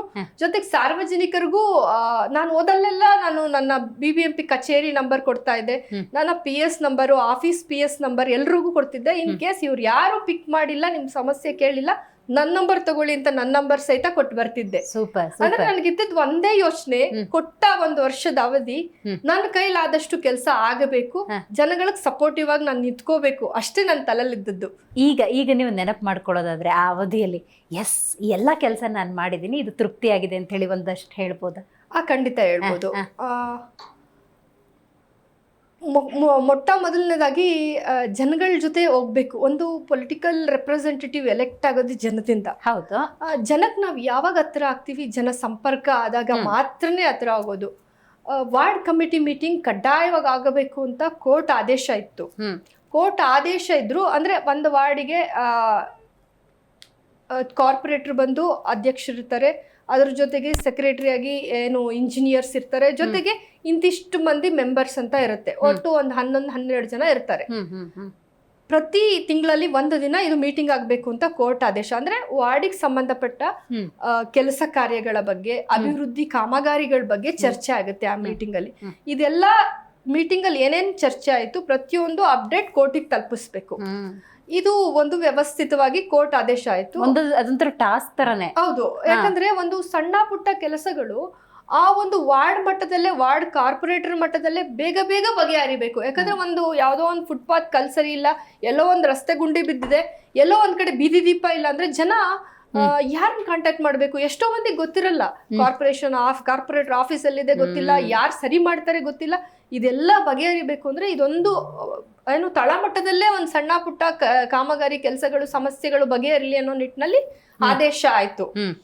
ಆದ್ರೆ ಬರೀ 12 ಜನ ಕೂತ್ಕೊಂಡ್ರೆ ಇಡೀ ವಾರ್ಡಲ್ಲಿ ಅಷ್ಟು ಮಂದಿ ಇರ್ತಾರೆ, ಸಾವಿರಾರು ಮಂದಿ ವೋಟರ್ಸ್ ಇರ್ತಾರೆ, ಒಂದಷ್ಟು ಚದರ ಕಿಲೋಮೀಟರ್ ಅಷ್ಟು ಜಾಗ ಇರುತ್ತೆ. ಅವ್ರಿಗೆಲ್ಲ ಯಾವಾಗ ಅವಕಾಶ, ಅವರಿಗೆಲ್ಲ ಹೆಂಗ್ ಸಿಗ್ತಾರೆ ಕಾರ್ಪೊರೇಟ್ರು, ಅಧಿಕಾರಿಗಳು ಹೆಂಗ್ ಸಿಗ್ತಾರೆ ಗೊತ್ತಿಲ್ಲ. ಅವತ್ತೊಂದಿನ ಒಂದು ಟೀಮು ಅಂದ್ರೆ ಈ ಒಂದು ಸೋಷಿಯಲ್ ರೆಸಿಡೆನ್ಷಿಯಲ್ ವೆಲ್ಫೇರ್ ಅಸೋಸಿಯೇಷನ್ ತರನೇ ಒಂದು ಟೀಮು ನನ್ ಬಂದ್ ಭೇಟಿ ಆದ್ರು. ಮೇಡಮ್, ಕೋರ್ಟ್ ಆದೇಶ ಆಗಿದೆ, ಕಮಿಟಿ ಮೀಟಿಂಗ್ಗಳಾಗುತ್ತೆ, ನೀವು 12 ಜನ ನೀವು ಡಿಸ್ಕಸ್ ಮಾಡ್ತೀರಾ, 12 ಜನಕ್ಕೆ ಏನೇನ್ ತೋಚಿಸ್ತೋ ಅವ್ರವ್ರ ಏರಿಯಲ್ಲಿ ಹೇಳ್ತಾರೆ. ಆದ್ರೆ ಎಲ್ಲಾ ಸಾರ್ವಜನಿಕರು ಅಂದ್ರೆ ವಾರ್ಡಿನ ಸಾರ್ವಜನಿಕರು ಮೀಟ್ ಆಗಿ ಅವರವರ ಸಮಸ್ಯೆ ಅಂದ್ರೆ ಅವ್ರವ್ರ ಏರಿಯಾ ಸಮಸ್ಯೆಗಳು ಹೇಳ್ಕೊಳ್ಳೋ ಅವಕಾಶ ಮಾಡ್ಕೊಡೋದಕ್ಕೆ ನೀವು ಒಂದು ಡೇಟ್ ಪ್ಲಸ್ ಒಂದು ದಿನ ಫಿಕ್ಸ್ ಮಾಡಿ ಅಂತ ಹೇಳಿದ್ರು. ಅದ್ ನನಗೆ ಖುಷಿ ಆಯ್ತು. ಹೌದಲ್ಲ, ಒಳ್ಳೆ ಸಲಹೆ ಕೊಟ್ಟಿದ್ದೀರಾ ಅಂತ ನಾನು ಅವತ್ತೇ ಅವ್ರಿಗೆ ಅಪ್ರಿಶಿಯೇಟ್ ಮಾಡಿದೆ. ಅದನ್ನ ಅವತ್ತೇ ಕೌನ್ಸಿಲ್ ಅಲ್ಲಿ ಕೂಡ ಇಂಪ್ಲಿಮೆಂಟ್ ಮಾಡಿದೆ. ಒಂದಿನ ಅಂದ್ರೆ ಪ್ರತಿ ತಿಂಗಳ ಮೊದಲ ಶನಿವಾರ ಈ ಮೀಟಿಂಗ್ ಆಗ್ಬೇಕು, 11 ಗಂಟೆಗೆ ಆಗ್ಬೇಕು. ಆ ವಾರ್ಡಿಗೆ ಸಂಬಂಧಪಟ್ಟ ಎಲ್ಲಾ ಸಾರ್ವಜನಿಕರು ಅಲ್ಲಿ ಭಾಗವಹಿಸಬಹುದು. ಈ ಒಂದು ಅಂದ್ರೆ ಸಲಹೆ ಬಹಳ ಉಪಯೋಗ ಆಯ್ತು. ನೀ ಬಂದಿಲ್ಲ, ಎಲೆಕ್ಷನ್ ಟೈಮಿಗೆ ಬರ್ತೀರಾ, ನೀವ್ ಎಲ್ಲಿ ನಿಮ್ಮನ್ನ ನೋಡ್ಲಿಲ್ಲ, ಈ ತರ ಎಲ್ಲಾ ಆಪದಿಂದ ಮುಕ್ತಗೊಳ್ಳೋದಕ್ಕೆ ಒಂದು ಒಳ್ಳೆ ಸದಾವಕಾಶ. ಜೊತೆಗೆ ಎಲ್ಲಾ ಸಣ್ಣ ಪುಟ್ಟ ಕಾರ್ಯಗಳು ಬೇಸಲ್ಲೇ ಬಗೆಹರಿಯುತ್ತೆ ಅನ್ನೋ ಒಂದು ಖುಷಿ ಕೂಡ ಇತ್ತು. ಅದು ನನಗೆ ತುಂಬಾ ಖುಷಿ ಕೊಡ್ತು. ಬೆಂಗಳೂರು ಅಂದಾಗ ಟ್ರಾಫಿಕ್, ಬೆಂಗಳೂರು ಅಂದ್ರೆ ಇಂಥ ಹಲವಾರು ಸಮಸ್ಯೆಗಳಿರೋದ್ರಿಂದಾಗಿ ಹಂತ ಹಂತವಾಗಿ, ಮತ್ತು ಬೆಂಗಳೂರು ಅಂದಾಗ ನಾವು ಎಷ್ಟು ಸಿಲಿಕಾನ್ ಸಿಟಿ ಅಂತ ಹೇಳ್ತೀವೋ ಅದೇ ರೀತಿ ಪೌರಾಣಿಕ ಹಿನ್ನೆಲೆಯನ್ನು ಹೊಂದಿದೆ. ಹಲವಾರು ದೇವಸ್ಥಾನಗಳು ಮತ್ತೊಂದು ಪಾಳು ಬಿದ್ದು ಹೋಗಿದ್ದಾವೆ. ಅವುಗಳ ಜೀರ್ಣೋದ್ಧಾರ ಕೂಡ ನಿಮ್ಮ ಸಮಯದಲ್ಲಾಗುತ್ತೆ. ಅವುಗಳನ್ನೆಲ್ಲ ನೆನಪಿಸ್ಕೊಳ್ಳೋದಾದ್ರೆ ಏನ್ ಹೇಳ್ತೀರಿ ಅಂತ? ಸೋಮೇಶ್ವರ ನಗರ ಕಲ್ಯಾಣಿ ಅಂತ ಒಂದು ಜಯನಗರ ವಾರ್ಡ್ ಅಲ್ಲಿದೆ. ಎಷ್ಟೋ ಜನಕ್ಕೆ ಜಯನಗರದಲ್ಲಿ ಕಲ್ಯಾಣಿ ಬೇರೆ ಇದೆಯಾ ಅನ್ನೋ ಒಂದು ಪರಿಕಲ್ಪನೆ ಕೂಡ ಇರಲ್ಲ. ಅಂತ ಒಂದು 700 ವರ್ಷ ಇತಿಹಾಸ ಉಳ್ಳ ಕಲ್ಯಾಣಿ ಅದು. ಆ ಕಲ್ಯಾಣಿ ಪುನರುಜ್ಜೀವನಗೊಳಿಸೋದಕ್ಕೆ ನನ್ನ ಒಂದು ಏರಿಯಾ ಅಂದ್ರೆ ನನ್ನ ವಾರ್ಡಲ್ಲೇ ಬರೋದ್ರಿಂದ ಅದನ್ನ ನಾನು ಅವತ್ತಿನ ದಿನ ಪುನರುಜ್ಜೀವನಗೊಳಿಸೋ ಒಂದು ಭಾಗ್ಯ ನನಗ್ ಸಿಕ್ತು ಅನ್ನೋದಕ್ಕೆ ಖುಷಿ ಆಗುತ್ತೆ. ಇವತ್ತು ಕೂಡ ಆ ಕಲ್ಯಾಣಿ ತುಂಬಾ ಜನಕ್ಕೆ ಒಂದು ಜಯನಗರದಲ್ಲಿ ಒಂದು ಕಲ್ಯಾಣಿ ಸೋಮೇಶ್ವರ ನಗರದಲ್ಲಿ ಇದೆ ಅನ್ನೋದು ಖುಷಿಯ ವಿಚಾರ ಇದು. ಜೊತೆಗೆ ಬೈರಸಂದ್ರ ಕೆರೆ ಅಂತ ಕೆರೆ ಈಗ ಸುಮಾರು ಭಾಗಗಳಲ್ಲಿ ಕೆರೆಗಳಿವೆ. ನಾವು ಕೆಂಪೇಗೌಡರು ನಿರ್ಮಾಣ ಮಾಡಿದಂಥದ್ದು ಒಂದಷ್ಟು ನಾಶ ಆಗಿದೆ. ಇದ್ದಂತ ಕೆರೆಗಳನ್ನ ಪುನಶ್ಚೇತನಗೊಳಿಸೋದು ಒಂದು ಒಳ್ಳೆ ಕೆಲಸ. ಅಂದ್ರೆ ನೀರಿನ ಅವಶ್ಯಕತೆ ಎಷ್ಟಿದೆ ಮುಂದಿನ ದಿನಗಳಲ್ಲಿ ಅಂತ ನಮ್ಗೆಲ್ರಿಗೂ ಗೊತ್ತು. ಹೌದು. ಆ ಒಂದು ಬೈರಸಂದ್ರ ಕೆರೆದು ಅದೊಂದು ದೊಡ್ಡ ಇತಿಹಾಸನೇ ಇದೆ. ಇಡೀ ದಿನ ಮಾತಾಡಿದ್ರು ನನಗೆ ಅಷ್ಟು ಟೈಮ್ ಸಾಕಾಗಲ್ಲ. ಆ ಕೆರೆ ಪುನರುಜ್ಜೀವನಗೊಂಡಿದ್ದು ನಿಜವಾಗ್ಲೂ ಸಂತೋಷ ಆಗುತ್ತೆ. ಅದನ್ನ ಆ ಕೆರೆನ ಯಾವ್ದೋ ಒಂದು ಪ್ರೈವೇಟ್ ಪ್ರಾಪರ್ಟಿ ಅಂತ ಮಾರೋಕ್ ನಿಂತಿದ್ರು. ಒಂದು ಡಂಪಿಂಗ್ ಯಾರ್ಡ್, ಕಸದ್ದು ಅಥವಾ ಡೆಬ್ರಿ ಡಂಪಿಂಗ್ ಯಾರ್ಡ್ ಮಾಡೋಕ್ ನಿಂತಿದ್ರು. ಇವತ್ತೊಂದ್ ದಿನ ಆ ಕೆರೆ ಎಷ್ಟ್ ಚೆನ್ನಾಗಿ ನೀರ್ ತುಂಬಿ ನಳನಳಿಸ್ತಿದೆ ಅನ್ನೋದಕ್ಕೆ ಖುಷಿ ಆಗುತ್ತೆ. ಆ ಕೆರೆ ಒಂದು ಪುನರುಜ್ಜೀವನಗೊಳಿಸಿದ್ದು ನನ್ಗೆ ಖುಷಿ ತರೋ ಒಂದು ವಿಷಯ. ಇನ್ನೊಂದು ಕೃಷ್ಣರಾವ್ ಪಾರ್ಕ್ ಅಲ್ಲಿ ಒಂದು 3 ಕಾಮಗಾರಿಗಳು ಅಂದ್ರೆ ಒಂದು ಡಂಪಿಂಗ್ ಯಾರ್ಡ್ ಆಗಿತ್ತು. ಎಲ್ಲಾ ಭಾಗದಲ್ಲೂ ಅಂದ್ರೆ ಸುತ್ತಮುತ್ತ ಬಸವನಗುಡಿ ಇರ್ಬೋದು, ಪದ್ಮನಾಭ ನಗರ ಇರ್ಬೋದು, ಜಯನಗರ ಇರ್ಬೋದು, ಚಿಕ್ಕಪೇಟೆ ಇರ್ಬೋದು, ಎಲ್ಲೆಲ್ಲಿ ಮರಗಳ ದಿಮ್ಮಿಗಳು ಬೀಳ್ತದೋ ಆ ಮರಗಳ ದಿಮ್ಮಿಗಳು ಯಾರ್ಡ್ ಮಾಡ್ಬಿಟ್ಟಿದ್ರು ಆ ಜಾಗನ. ಅದು ಮೇನ್ ರೋಡ್ಗೆ ಬರ್ತಾ ಇತ್ತು. ತುಂಬಾ ಜನ ಸಂದಣಿ ಇರೋಂತ ಜಾಗ, ವೆಹಿಕಲ್ಗಳು ಮೂವ್ ಆಗುವಂತ ಜಾಗ. ಜನರೆಲ್ಲ ಏನ್ ಇಂಥ ಜಾಗದಲ್ಲಿ ಈ ತರ, ಅದು ಕೃಷ್ಣರಾವ್ ಪಾರ್ಕಿನ ಒಂದು ಭಾಗದಲ್ಲಿ ಹಿಂಗ್ ಬಿದ್ದಿದೆ ಅನ್ನೋ ಒಂದು ಭಾವನೆ ಇತ್ತು. ಆ ಜಾಗನ ಇವತ್ತಿನ ದಿನ ಇಂಡೋರ್ ಬಾಸ್ಕೆಟ್ ಬಾಲ್ ಸ್ಟೇಡಿಯಂ ಮಾಡಿದ ಹೆಮ್ಮೆ ನನಗಿದೆ. ನಿಜವಾಗ್ಲೂ ಅದ್ರ ಉಪಯೋಗ ಸುತ್ತಮುತ್ತಲ ಇರೋ ಎಲ್ಲಾ ಕಾನ್ಸ್ಟಿಟ್ಯೂನ್ಸಿ, ಈಗಾಗಲೇ ಹೇಳಿದಾಗೆ Padmanabha Nagar constituency, Basavanagudi constituency, Jayanagar, Chickpet constituency, ಇಷ್ಟು ಜನರು ಸದುಪಯೋಗ ಮಾಡ್ಕೊಳ್ತಾ ಇದ್ದಾರೆ. ಆ ಅಂದ್ರೆ ಡಂಪಿಂಗ್ ಯಾರ್ಡ್ ಆಗಿ ಯಾವ್ದಕ್ಕೂ ಪ್ರಯೋಜನ ಬರದೇ ಇರೋ ಜಾಗ ಇವತ್ತಿನ ದಿನ ಒಂದಷ್ಟು ಮಕ್ಕಳಿಗೆ ಉಪಯೋಗ ಆಗ್ತಿದೆ ಅನ್ನೋ ಖುಷಿ ಇದೆ. ಇನ್ನೊಂದು ನನ್ಗೆ ನೆನಪು, ಔಟ್ಸೈಡ್ ಜಿಮ್. ಇಲ್ಲ ಇಂಡೋರ್ ಜಿಮ್ ಆಯ್ತದ. Indoor gym, okay. ಅದು ಇಂಡೋರ್ ಜಿಮ್ ಅಲ್ಲ, ಔಟ್ಡೋರ್ ಜಿಮ್. ಅಲ್ಲಿ ಇಂಡೋರ್ ಜಿಮ್ ಕೂಡ ಇದೆ ಕೃಷ್ಣರಾವ್ ಪಾರ್ಕ್ ಅಲ್ಲಿ. ಇನ್ನೊಂದು ಅದನ್ನ ಹೇಳ್ತೀನಿ. ಕೃಷ್ಣರಾವ್ ಪಾರ್ಕ್ ಅಲ್ಲಿ ಶಿವಕುಮಾರ ಸ್ವಾಮೀಜಿ ಅವರ ಹೆಸರಲ್ಲಿ ಒಂದು ಇಂಟರ್ನ್ಯಾಷನಲ್ ಬ್ಯಾಡ್ಮಿಂಟನ್ ಕೋರ್ಟ್ ಕೂಡ ಆಯ್ತು ನನ್ನ ಅವಧಿಯಲ್ಲಿ. ಇಂಟರ್ನ್ಯಾಷನಲ್ ಕೋರ್ಟ್ ಅಂದ್ರೆ ನಾವು ಸಾಧಾರಣ ನೋಡ್ಬೇಕು ಅಂದ್ರೆ ಪ್ರೈವೇಟ್ ಅಲ್ಲೇ ನೋಡಕ್ಕಾಗುತ್ತೆ. ಅದ್ರಲ್ಲೂ BBMP ಅಲ್ಲಿ ಇಂತ ಇಂಟರ್ನ್ಯಾಷನಲ್ ಲೆವೆಲ್ ಮಟ್ಟದ ಒಂದು ಗುಣಮಟ್ಟದ ಒಂದು ಸ್ಟೇಡಿಯಂ ಸಿಕ್ಕಿರೋದು ಅಲ್ಲಿರೋ ಸುತ್ತಮುತ್ತ ಸಾರ್ವಜನಿಕರಿಗೆ ಬಹಳ ಖುಷಿಯಾಗಿರೋ ವಿಷಯ. ಮುಖ್ಯವಾಗಿ ಹೇಳ್ಬೇಕು ಕೃಷ್ಣರಾವ್ ಪಾರ್ಕ್ ಅಲ್ಲಿ ಅಂದ್ರೆ, ಈಗಾಗಲೇ ನೀವ್ ಹೇಳಿದ್ರಿ ಔಟ್ಡೋರ್ ಜಿಮ್ ಅಂತ. ಇಡೀ ಭಾರತ ದೇಶದಲ್ಲೇ ಔಟ್ಡೋರ್ ಜಿಮ್ ಅನ್ನೋ ಕಾನ್ಸೆಪ್ಟ್ ತಂದಿದ್ದೆ ನಮ್ಮ ವಾರ್ಡ್ ಅಲ್ಲಿ ಕೃಷ್ಣರಾವ್ ಪಾರ್ಕ್ ಅಲ್ಲಿ. ಮೊದಲ ಬಾರಿಗೆ ಇಡೀ ಭಾರತದಲ್ಲೇ ಮೊದಲ ಔಟ್ಡೋರ್ ಜಿಮ್ ಆಗಿದ್ದು. ಅದು ಎಷ್ಟು ಜನ ಸಾರ್ವಜನಿಕರಿಗೆ ಉಪಯೋಗ ಆಯ್ತು ಅಂದ್ರೆ, ಸುಮಾರು ಜನ ನಾವು ನೋಡಿದೀವಿ ಸೀನಿಯರ್ ಸಿಟಿಸನ್ಸ್ ಈ ಒಂದು ಪಾರ್ಕ್ ನ ಉಪಯೋಗ ಪಡ್ಕೊಳ್ಳೋದ್ರಲ್ಲಿ ಪ್ರಮುಖರು ಅಂತ ಹೇಳ್ಬೋದು. ಅವರೇ ಮುಂದಿರ್ತಾರೆ. ಅವರಿಗೆ ಜಿಮ್ ಅಂದ್ರೆ ಎಲ್ಲಿ ಜಿಮ್ ಏನು ಪ್ರೈವೇಟ್ ಇದ್ರಲ್ಲಿ ಹೋಗೋದಕ್ಕೆ ಮಕ್ಳುಗಳ ಅಡ್ಡಿ ಇರುತ್ತೆ. ಅಯ್ಯೋ ಆ ಜಿಮ್ ಅಲ್ಲಿ ಹೋಗಿ ಅದು ಈ ವಯಸ್ಸಿಗೆ ಏನ್ ಮಾಡ್ತೀರಾ ನೀವು, ಆತರ ಎಲ್ಲ ಇರುತ್ತೆ. ಅವರೆಲ್ಲ ಖುಷಿಯಾಗಿ ಎಂಜಾಯ್ ಮಾಡಿದ್ರು. ಅಂದ್ರೆ ತಮ್ಮಿಗೆ ಆಗೋ ಮಟ್ಟದಲ್ಲಿ, ಅಂದ್ರೆ ಎಫರ್ಟ್ ಹಾಕಿ ಕಷ್ಟಪಟ್ಟು ಏನೇನೋ ಮಾಡೋದಲ್ಲ, ಈಸಿಯಾಗಿ ಅವ್ರಿಗೆ ಒಂಥರ ಫನ್ ಸಿಗೋ ತರದಲ್ಲಿ ಆ ರೀತಿ ಖುಷಿ ಪಟ್ರು ಜನಗಳು. ಅದು ಆ ಒಂದು ಹೆಗ್ಗಳಿಕೆ ಖುಷಿ ಇದೆ. ಇಡೀ ದೇಶದಲ್ಲೇ ಔಟ್ಡೋರ್ ಜಿಮ್ ನಾವೇ ಮಾಡಿದ್ದು, ಅದು ನಮ್ ಕೃಷ್ಣರಾವ್ ಪಾರ್ಕ್ ಅಲ್ಲೇ ಮಾಡಿದ್ದು ಅನ್ನೋ ಹೆಮ್ಮೆ ಇದೆ ನನಗೆ. ಖಂಡಿತ. ಕೆಲವೊಂದು ಸಂದರ್ಭಗಳು ಹೇಗಾಗುತ್ತೆ ಅಂದ್ರೆ ಮೇಡಮ್, ಗೊತ್ತಿರುತ್ತೆ ನಿಮಗೆ ಫಂಡ್ ರಿಲೀಸ್ ಆಗ್ತಾ ಇಲ್ಲ ಅಥವಾ ಡಿಲೇ ಆಗುತ್ತೆ, ಜನ ಬಂದು ಕೇಳ್ತಾ ಇದ್ದಾರೆ, ಒಂಥರ ಅಡಕತ್ರಲ್ಲಿ ಸಿಕ್ಕಾಕೊಂಡಂತ ಸನ್ನಿವೇಶ ಅಂಥದ್ದೇನಾದ್ರೂ ಎದುರಿಸಿದ್ದೀರಾ? ನಿಮ್ಗೆ ಅವ್ರಿಗೆ ಆ ಕೆಲಸ ಆಗಬೇಕು ಅಂತಲೂ ಗೊತ್ತಿರುತ್ತೆ, ಈ ಕಡೆ ಫಂಡು ರೈಟ್ ಟೈಮಿಗೆ ಆಗ್ತಿಲ್ಲ, ಆ ಸಿಚುವೇಶನ್ ಹೆಂಗೆ ನಿಭಾಯಿಸ್ತಾ ಇದ್ರಿ? ಡೆಫಿನೆಟ್ಲಿ ಇದನ್ನ ಫೇಸ್ ಮಾಡಿದ್ದೀನಿ. 2010 ಅಲ್ಲಿ ಫಸ್ಟ್ ಕಾರ್ಪೊರೇಟರ್ ಇದ್ದಾಗ ನಾನು ಪ್ರತಿನಿಧಿಸಿದ್ದು ಕಾಂಗ್ರೆಸ್ ಪಕ್ಷದಿಂದ. ಆ ಟೈಮಲ್ಲಿ ಗವರ್ಮೆಂಟ್ ಇದ್ದಿದ್ದು ಬಿಜೆಪಿ ಪಕ್ಷ. ಪಕ್ಕದ ವಾರ್ಡ್ ಅಲ್ಲಿ ಇದ್ದವ್ರು ಕಾರ್ಪೊರೇಟರ್ ಬಿಜೆಪಿ ಕಾರ್ಪೊರೇಟರ್. ಅವ್ರಿಗೆ ಬೇಗ ಗ್ರಾಂಟ್ ಸಿಗ್ತಾ ಇತ್ತು. ಒಂದ್ MLA ಗ್ರಾಂಟ್ ಇರ್ಬೋದು, ಒಂದ್ ಪಾರ್ಟಿಯಿಂದ ಅಂದ್ರೆ ಬಿಜೆಪಿಲಿ ಇದಾರೆ ಅನ್ನೋ ಒಂದು CM ಅಂದ್ರೆ incharge, Bengaluru incharge minister grant ಇರ್ಬೋದು, ಈ ರೀತಿ ತಂದು ಮಾಡ್ಬಿಡ್ತಿದ್ರು ಬೇಗ ಬೇಗ ಎಲ್ಲ ಕೆಲಸ. ನಾವು ಆಪೋಸಿಷನ್ ಪಾರ್ಟಿಲಿ ಇದ್ದವರು, ನಮಗ್ ಸ್ವಲ್ಪ ಕಷ್ಟ ಆಯ್ತು ಶುರು ಬೇರೆ ಅಲ್ಲ. 2010 ಅಲ್ಲಿ ಫಸ್ಟ್ ಟೈಮ್ ಕಾರ್ಪೊರೇಟ್ರು ಇದ್ರ ವ್ಯವಸ್ಥೆ ಒಂಚೂರು ತಿಳ್ಕೊಬೇಕಿತ್ತಲ್ಲ, ಗ್ರಾಂಟ್ಸ್ ತರೋದು ಹೇಗೆ, ಜನಗಳ ಬೇಕು ಬೇಡಿಗೆ ಹೇಗೆ ನಿಭಾಯಿಸೋದು ಅನ್ನೋ ಕಷ್ಟ ಆಯ್ತು. ಎಲ್ಲಾ ಅಸೋಸಿಯೇಷನ್ ಹೆಡ್ಗಳನ್ನೆಲ್ಲ ಕರೆಸಿ ಒಂದಿನ ಮೀಟಿಂಗ್ ಮಾಡ್ತಿದ್ದೆ. ಮೇನ್ ಏನು ಪ್ರಯಾರಿಟಿ ಬೇಸಲ್ಲಿ ಕೆಲಸ ತಗೊಳ್ಳೋಣ, ನನ್ ವಸ್ತುಸ್ಥಿತಿ ವಿವರಿಸ್ಬಿಡ್ತಿದ್ದೆ. ನಾನು ಈ ಪಾರ್ಟಿಲಿದ್ದೀನಿ, ನನಗೆ ಇಷ್ಟು ಗ್ರಾಂಟ್ ಬಂದಿದೆ, ಪಕ್ಕದ ವಾರ್ಡ್ ಅವರು ಬಿಜೆಪಿ ಸರ್ಕಾರ ಅವ್ರದೇ ಇದೆ, ಅವ್ರ ಗ್ರಾಂಟ್ ಸ್ವಲ್ಪ ಹೆಚ್ಚಿಗೆ ಸಿಕ್ಕಿದೆ, ಹಾಗನ್ಬಿಟ್ಟು ನಾನು ಸೈಲೆಂಟ್ ಆಗಿ ಕೂತ್ಕೊಳ್ಳಲ್ಲ. ಮುಂದೊಂದು ದಿನದಲ್ಲಿ ಖಂಡಿತ ನಿಮ್ ಬೇಡಿಕೆಗಳನ್ನ ಈಡೇರಿಸೋದು ನನ್ನ ಆದ್ಯ ಕರ್ತವ್ಯ, ನಾನು ಮಾಡೇ ಮಾಡ್ತೀನಿ. ಇವತ್ತಿನ ದಿನ ಪ್ರಯಾರಿಟಿ ಬೇಸ್ ಅಲ್ಲಿ ನೀವೇ ಚೂಸ್ ಮಾಡಿ ಯಾವ ಕೆಲಸ ತಗೊಳ್ಳೋಣ, ಅವ್ರಿಗೆ ಬಿಟ್ಬಿಡ್ತಿದ್ದೆ. ನೀವ್ ಯಾವ್ದು ಅಂದ್ರೆ ಅವ್ರಿಗೆ ಅವಾಗ ಕಷ್ಟ ಆಗ್ತಿರ್ಲಿಲ್ಲ.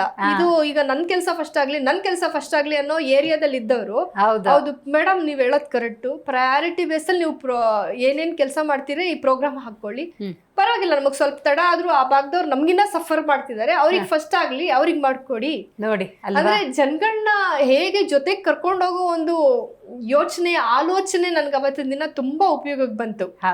ಹಾಗಾಗಿ ನನ್ಗೆ ಸಮಸ್ಯೆ ಅನ್ಸಿದ್ರು ಅದು ತೀರಾ ನನ್ ಕೈಲಿ ಆಗಲ್ಲಪ್ಪ ಅನ್ನೋಷ್ಟು ತಲೆ ಕೆಡ್ಸ್ಕೊಳ್ಳೋ ಅಂತ ಸಮಸ್ಯೆ ಆಗ್ಲಿಲ್ಲ. ಆದ್ರೂ ಈಗ ನಿಮ್ಗೆ ಗೊತ್ತಿರುತ್ತೆ, ನಿಮ್ಗೊಂದು ಆತ್ಮತೃಪ್ತಿ ಅನ್ನೋದಿರುತ್ತೆ. ಎಸ್, ಕಾರ್ಪೊರೇಟರ್ ಆಗಿದ್ದೀನಿ, ಮೇಯರ್ ಆಗಿದ್ದೀನಿ, ಈ ಅವಧಿಯಲ್ಲಿ ನಾನು 100% ಕೊಡ್ತಿದ್ದೀನಿ ಅನ್ನೋ ಭಾವನೆ ನಿಮ್ಗಿರುತ್ತೆ.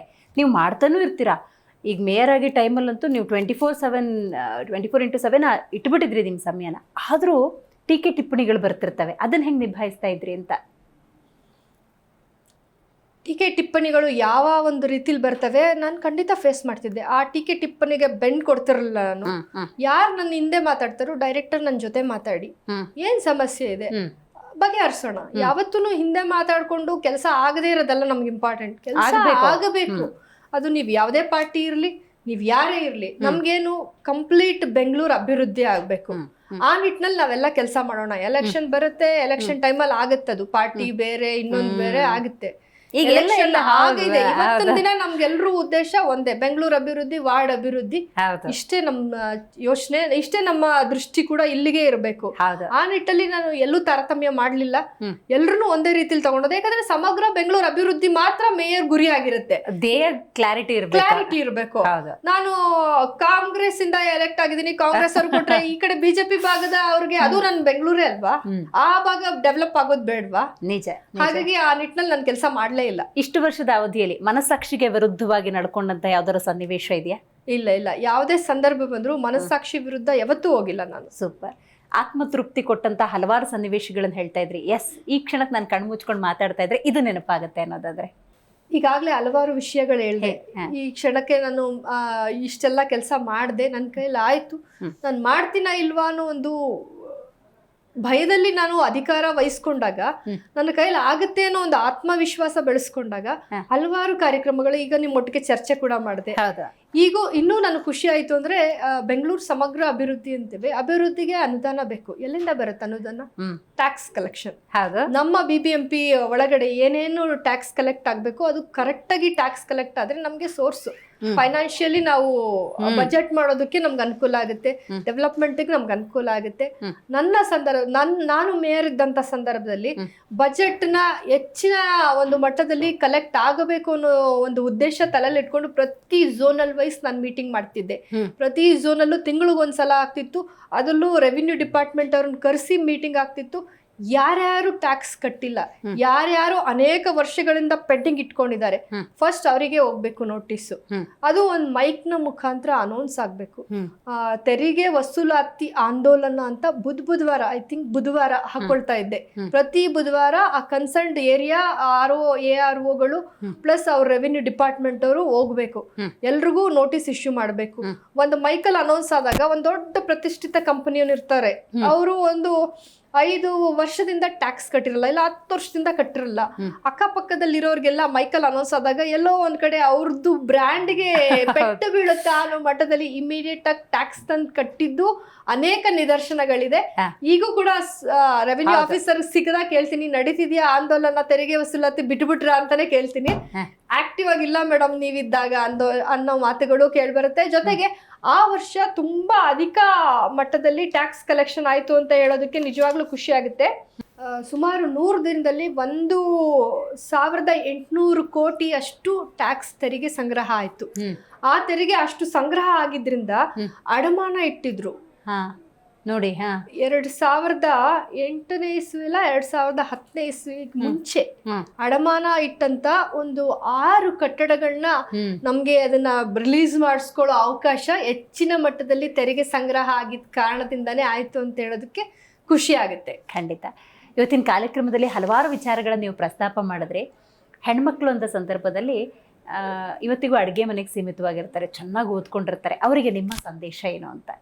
ಈಗಾಗಲೇ ಹೇಳಿದಾಗೆ ಹೆಣ್ಮಕ್ಳು ಯಾವ ಪುರುಷನಿಗಿಂತನೂ ಒಂದು ಬುದ್ಧಿಶಕ್ತಿಯಿಂದ ಇರ್ಬೋದು, ಒಂದು ಯಾವುದೇ ಕೆಲಸ ಮಾಡಿದ್ರು ಅದು ಪರ್ಫೆಕ್ಟ್ ಆಗಿ ಮಾಡ್ತಾಳೆ ಅನ್ನೋದು ಈಗಾಗಲೇ ಅನೇಕ ನಿದರ್ಶನದಿಂದ ಪ್ರೂವ್ ಆಗಿದೆ. ಹಾಗಾಗಿ ಯಾವುದೇ ಒಂದು ಹೆಣ್ಮಗುಗೆ ಅಷ್ಟೆಲ್ಲ ಒಂದು ಕ್ಯಾಲಿಬರ್ ಇದ್ರೆ ಖಂಡಿತ ಅಡಿಗೆ ಮನೆಗೆ ಸೀಮಿತ ಆಗಬೇಡಿ. ನೀವು ನಿಮ್ದೇ ಆದ ಒಂದು ಯಾವುದೋ ಒಂದು ಇದರಲ್ಲಿ ಫೀಲ್ಡ್ ಅಲ್ಲಿ ನೀವು ತುಂಬಾ ಪ್ರವೀಣರು, ತುಂಬಾ ಬುದ್ಧಿವಂತಿಕೆಯಿಂದ ನೀವು ಕೆಲಸ ಮಾಡ್ತೀರಾ ಅಂತ ನಿಮ್ಗೆ ಅನ್ಸಿದ್ದೆ ಆದ್ರೆ ಓಪನ್ ಆಗಿ ನಿಮ್ಮ ಮನೆಯವರೊಟ್ಟಿಗೆ ಮಾತಾಡಿ. ನಿಮ್ಮ ಅತ್ತೆ ಮಾವ ಇರ್ಬೋದು, ನಿಮ್ಮ ಹಸ್ಬೆಂಡ್ ಇರ್ಬೋದು, ಇಲ್ಲ ನಿಮ್ಮ ತಂದೆ ಇರ್ಬೋದು, ಅಣ್ಣ ಇರ್ಬೋದು, ನೀವು ಆ ಫೀಲ್ಡಲ್ಲಿ ಬೆಳೆಯೋದಕ್ಕೆ ಖಂಡಿತ ಅವ್ರು ನಿಮಗೆ ಸಹಕಾರ ಕೊಡ್ತಾರೆ. ಅಂದ್ರೆ ನೀವು ಯಾವ ರೀತಿ ಅವ್ರನ್ನ ಅಪ್ರೋಚ್ ಮಾಡ್ತೀರಾ ಅದ್ರ ಮೇಲೆ ಡಿಪೆಂಡ್ ಆಗುತ್ತೆ. ಆದ್ರೆ ನಿಮ್ಗೆ ಇರೋತ್ತ ಆ ಒಂದು ಬುದ್ಧಿಶಕ್ತಿ ಇರ್ಬೋದು, ಆ ಒಂದು ಪ್ರತಿಭೆ ಇರ್ಬೋದು, ಅದನ್ನ ಅಡ್ಗೆ ಮನೆಗೆ ಸೀಮಿತ ಮಾಡಿ ನಿಮ್ಮೊಳಗೆ ನೀವು ಅಡಗಿಸ್ಕೋಬೇಡಿ. ದಯವಿಟ್ಟು ಅದನ್ನ ಹೊರಗಡೆ ತನ್ನಿ. ಒಂದಷ್ಟು ಮಂದಿಗೆ ಅದು ಉಪಯೋಗ ಆಗುತ್ತೆ. ಆ ಉಪಯೋಗ ಮಾಡಿದಂತ ಒಂದು ಹಿರಿಮೆ ನಿಮ್ಗೆ ಸಿಗುತ್ತೆ ಅಂತ ಹೇಳ್ತೇವೆ. ಖಂಡಿತ. ಇವತ್ತಿನ ಕಾರ್ಯಕ್ರಮದಲ್ಲಿ ನೀವು ಭಾಗಿಯಾಗಿ ನಿಮ್ಮ ಅವಧಿಯಲ್ಲಿ ನೀವು ಮಾಡಿದಂಥ ಸಾಧನೆಯ ಜೊತೆಗೆ ಹೆಣ್ಮಕ್ಳಿಗೆ ಪ್ರೇರಣೆಯ ಮಾತುಗಳನ್ನಾಡಿದಿರಿ. ಧನ್ಯವಾದ ನಿಮಗೆ. Thank you. ಸೊ ನೋಡಿದ್ರಲ್ಲ ವೀಕ್ಷಕರೇ, ಮಾಜಿ ಮೇಯರ್ ಗಂಗಾಂಬಿಕಾ ಮಲ್ಲಿಕಾರ್ಜುನ್ ಅವರು ಇವತ್ತು ನಮ್ಮ ಕಾರ್ಯಕ್ರಮದಲ್ಲಿ ಭಾಗಿಯಾಗಿದ್ದರು. ಬಹಳ ಅತ್ಯುತ್ತಮ ಮಾತುಗಳನ್ನಾಡಿದ್ದಾರೆ. ಯಾಕಂತ ಹೇಳಿದ್ರೆ ಹೆಣ್ಣು ಅಂತ ಸಂದರ್ಭದಲ್ಲಿ ಒಂದು ಶಕ್ತಿ, ಆ ಶಕ್ತಿಯಲ್ಲಿ ಇಚ್ಛಾಶಕ್ತಿ ಅನ್ನೋದು ಬಲವಾಗಿರುತ್ತೆ. ಗುರಿ ಅನ್ನೋದು ಸ್ಪಷ್ಟವಾಗಿದ್ದರೆ ಅದು ಯಾವುದೇ ಕ್ಷೇತ್ರದಲ್ಲಾದರೂ ಕೂಡ ಸಾಧನೆ ಮಾಡೋದಕ್ಕೆ ಸಾಧ್ಯ ಅನ್ನುವಂಥ ವಿಚಾರವನ್ನು ಮಂಡಿಸಿದ್ದಾರೆ. ಅವರ ಮುಂದಿನ ಯೋಚನೆ ಹಾಗೂ ಯೋಜನೆಗಳು ಜನಸೇವೆ ಅನ್ನೋದು ಮುಂದುವರಿಲಿ ಅಂತ ಹಾರೈಸ್ತಾ ಇವತ್ತಿನ ಕಾರ್ಯಕ್ರಮವನ್ನು ಮುಗಿಸೋಣ. ನೋಡ್ತಾ ಇರಿ ಜಿ ಕನ್ನಡ ನ್ಯೂಸ್, ಸತ್ಯವೇ ಸುದ್ದಿಯ ಜೀವಾಳ.